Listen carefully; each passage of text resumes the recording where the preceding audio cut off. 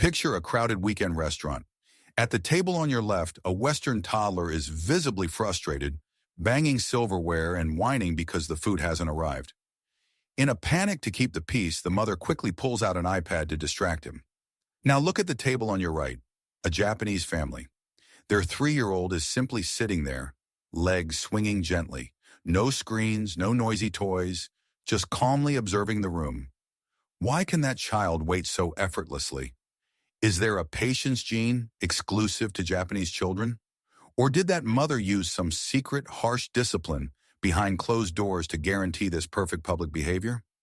Here is where most parents get it entirely wrong.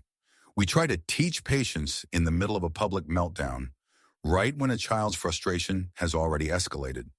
We negotiate, we bribe, and we distract. But in doing so, we completely miss the most crucial step. The secret to those remarkably calm Japanese children doesn't lie in whispered warnings like, "Just wait a minute," at the supermarket. Instead, it is rooted in an invisible system of daily training, quiet rituals performed inside their homes every single day. Today, we are going to decode exactly how they do it.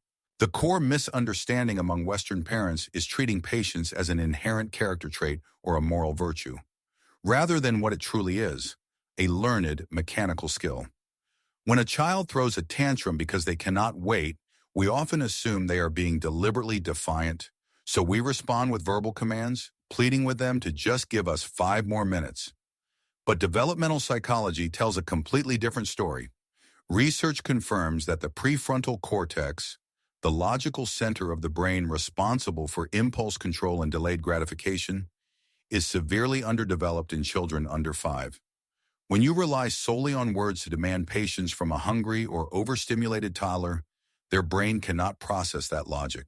Instead, it instantly triggers a fight-or-flight response. Patience simply cannot be activated on command. This is the exact breaking point where Japanese parenting diverges from the rest of the world. If verbal commands are scientifically ineffective, how do Japanese parents seemingly install patience directly into their children's nervous systems? They don't do it through strict lectures or behavioral charts. Instead of reacting to impatience, they build invisible structures to prevent it. They create daily rituals. In the very first ritual, the foundation of this quiet emotional regulation happens before a child even fully steps inside their own home. Let's start at the very entrance of a Japanese home, a space known as the Genkan. To an outsider, the Genkan is simply a lowered entryway where people take off their shoes to keep the floors clean. But through the lens of developmental psychology, this architectural feature serves as a profound tool for emotional regulation. It acts as a psychological buffer zone that enforces what we call a micropause. Picture a typical afternoon in a Western household. A child comes home from daycare, bursts through the front door, drops their backpack on the hallway floor, and immediately demands a snack or runs to turn on the television. The transition from the high-stimulation outside world to the home environment is abrupt and unstructured. The child's nervous system doesn't have time to catch up, which frequently leads to an evening spike in adrenaline, overstimulation, and eventually a meltdown. In Japan, the physical environment itself prevents this sudden crash. A child cannot simply run inside. They are required to stop at the lowered step of the Genkan. They must sit down, carefully take off their shoes, physically turn those shoes around so the toes face the front door, and only then step up onto the elevated wooden floor or tatami mat. And this is exactly where the misunderstanding begins. We tend to think of patience as the agonizing ability to stand still and endure something unpleasant. But in reality, patience is the ability to master the transition. By enforcing this exact ritual every single day, Japanese parents are silently training their child's nervous system. This mandatory physical pause forces the prefrontal cortex to shift gears. It subconsciously signals to the child, "You are now leaving the chaotic rhythm of the outside world. You are entering the calm, predictable rhythm of our family." Nothing happens instantly here. Every transition requires care. It is the ultimate lesson in anticipation before escalation. Think about your own daily routines. How many evening tantrums could be entirely avoided if there was a mandatory built-in buffer between activities? The practical application here isn't about remodeling your house to build a sunken entryway. It is about establishing a strict transition station. Instead of letting your child rush into the next highly stimulating activity, enforce a deliberate sequence. Hang up the coat, put the shoes in the bin. Wash your hands with warm water. Make the physical transition slow and predictable. The Genkan brilliantly teaches a child how to calmly cross a threshold and enter a space. But what happens when that same child sits down at the dinner table? An even deeper level of patience is activated by a single synchronized action that no Japanese child is ever allowed to skip. The Genkan teaches a child how to calmly cross a physical threshold. But what happens when that same child sits down at the dinner table?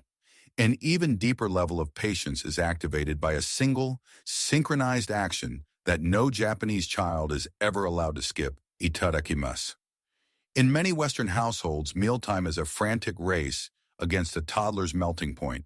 To prevent crying and whining, parents often serve the children first. The kids eat while the parents are still cooking, cleaning, or setting the rest of the table. The immediate goal is simply to keep the child occupied and quiet. But in Japan, the meal never begins until every single person is seated. The food might be steaming hot and placed directly in front of a hungry 3-year-old, but no one touches their chopsticks. They wait for each other, bring their hands together, and say in unison, Itadakimasu, a phrase expressing deep gratitude for the meal and everyone who prepared it. On the surface, this just looks like good manners. But from a developmental psychology standpoint, this daily ritual is doing something profoundly structural to the child's brain. When you serve a child first to avoid a tantrum, you are unintentionally teaching them that their impatience dictates the family's rhythm. But when a child is required to wait for everyone to sit down, they are actively practicing delayed gratification. And here is where people usually get it wrong. This waiting doesn't feel like a punishment or a strict disciplinary measure. Why? Because of co-regulation. The child is willing to wait because they look around and see the adults doing the exact same thing. Their patience is wrapped in the safety of the group. They are not just waiting for food, they are waiting for their family. It transforms an irritating delay into a social bonding signal. The practical application here shifts the entire dynamic of dinner. Stop serving your child like a rushed customer in a busy restaurant.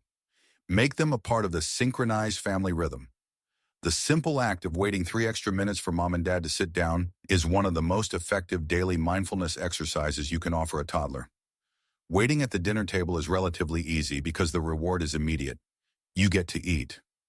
But how do you train a child to endure the frustration of a task that is entirely boring or physically difficult? That is when Japanese parents utilize a completely different, counterintuitive tool. Waiting at a dinner table is relatively easy when the reward, a warm meal, is immediate. But how do you train a child to endure the frustration of a task that feels inherently tedious, physically challenging, or just plain boring? This is where Japanese parents utilize a deeply counterintuitive tool, Osoji, the practice of collective cleaning and responsibility. From the moment they can walk, Japanese children are expected to participate in household chores. A toddler might be tasked with folding their morning futon or carefully putting away small wooden blocks, one by one. It is slow, it is clumsy, it is often painstakingly inefficient. In the West, a rushed parent watching a toddler struggle to fit a puzzle piece or pack away a toy will instinctively intervene. We take the toy, slide it into place, and cheerfully say, "There, all done." We prioritize the outcome and the speed of completion. We rescue them from their own frustration so we can move on with our busy day. But here is where the misunderstanding lies.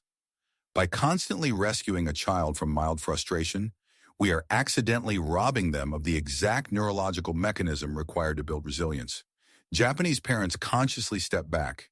They allow the child to experience what developmental psychologists call productive struggle. When a mother watches her 3-year-old awkwardly wrestle with folding a blanket for 10 minutes without intervening, she is not being unhelpful or cold. She is actively allowing the child's brain to stretch its threshold for boredom and physical frustration. Over time, the child learns that discomfort is not an emergency that requires immediate adult rescue. It is merely a process to be worked through. The discipline of patience is not forged in the heat of a public tantrum, but in the quiet, repetitive rhythm of daily mundane tasks.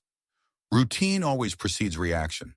The practical shift for your home is entirely about observation before intervention. Do not rob your child of the opportunity to practice patience just because you want the living room clean in 5 minutes. Let them struggle with putting on their own shoes. Let them take 10 uncoordinated minutes to sort their toys. Their slowness today is the absolute foundation of their calmness tomorrow. All three of these invisible rituals, the physical transition of the Genkan, the synchronized waiting of Itadakimasu, and the productive struggle of Osoji, converge to create a powerful emotional framework. But how do these daily habits translate into the bigger picture of raising a truly secure child? The Genkan creates the physical pause, Itadakimasu builds the synchronized connection, and Osoji stretches the capacity for endurance. When we look at these three invisible rituals, a profound truth emerges. Patience is not a magical switch you can suddenly flip when your child is melting down in a crowded supermarket. It is a fragile seed, watered every single day through the quietest, most mundane moments of family life. You cannot force a flower to bloom faster by pulling violently on its petals. You can only quietly, patiently prepare the rich soil beneath it. This is the ultimate secret of Japanese parenting. True emotional security is always about connection before control and establishing a predictable routine long before reactive discipline is ever needed. Before you try to manage the chaotic storm of a public tantrum, look at the calm, predictable rhythms of your own home. What invisible ritual are you currently maintaining in your family? Share your daily routines with us in the comments below. And if you want to continue this journey of raising deeply secure, emotionally grounded children, make sure to subscribe. Before you go, please remember that every child is an independent individual with a unique neurological pace. The philosophies and observations discussed in this video are meant for cultural and psychological orientation. They are not intended to replace professional medical evaluations or specialized educational interventions. If you ever feel that your child is facing specific difficulties with emotional regulation or sensory processing, please consult with a pediatric developmental specialist. Thank you so much for watching, and we would love to hear your thoughts in the comments below.